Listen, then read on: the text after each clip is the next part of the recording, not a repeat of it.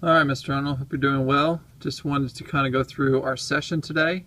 I thought we had a fantastic session, some of the best ball striking that I've seen you do since we began working together. So I'm just going to go through a couple things that we worked on today. As you can see, it's set up. You look pretty good. Just slightly open with your shoulders compared to your foot line, but not much. I'm pretty happy with where we're doing. I did see at some point in your swings that we did have some open shoulders with some closed feet, but we obviously, you can see we've done a pretty good job at getting that lined up again. Now I do want to show you as we move back through the swing. So as you can see, we talked about moving our hands first and then our hips, but watch what you do. So as you move those hands, see how your hips begin to move? So we're still not getting that. What that does is, by you moving your hands first and not your hips, it'll get our club head, see how it's on this bottom line? We want it to be on the top line. And by moving those hands first, it'll allow that club head to get onto that top line more consistently. And so the more that we can work on that. So as we get to the top, your triangle looks good. You keep turning through the ball, and you're just slightly closed to the target line. See how your feet are, let's see, draw a line. I'll draw a line for you to make it a little bit easier. So that's your foot line,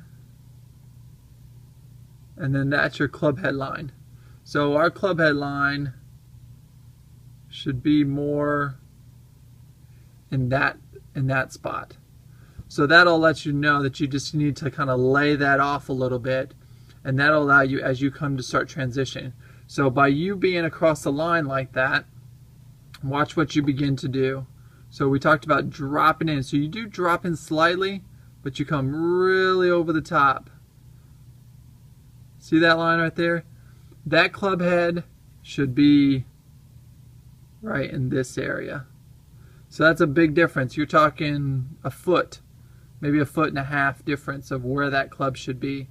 So that's where we were talking about. You're just getting on top of it, and that's where you really saw that toe dig down into the turf, and not got that nice flat divot that comes through.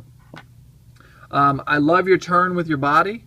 You're continuing to turn, but when you're that far over the top, there's just really nothing that you can do at that point. So as we talked about, we want to flatten, or we want to just feel like that club head is pointing a little bit more behind you and not so much across the line.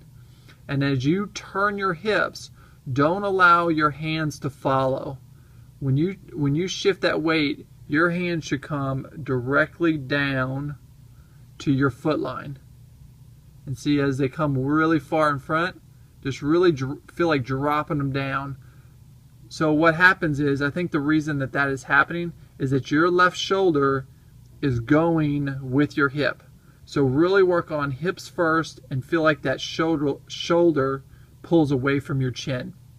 And I think that's really going to help you start striking that ball even more consistent than you already are. So and keep you from coming over the top and pulling that ball left.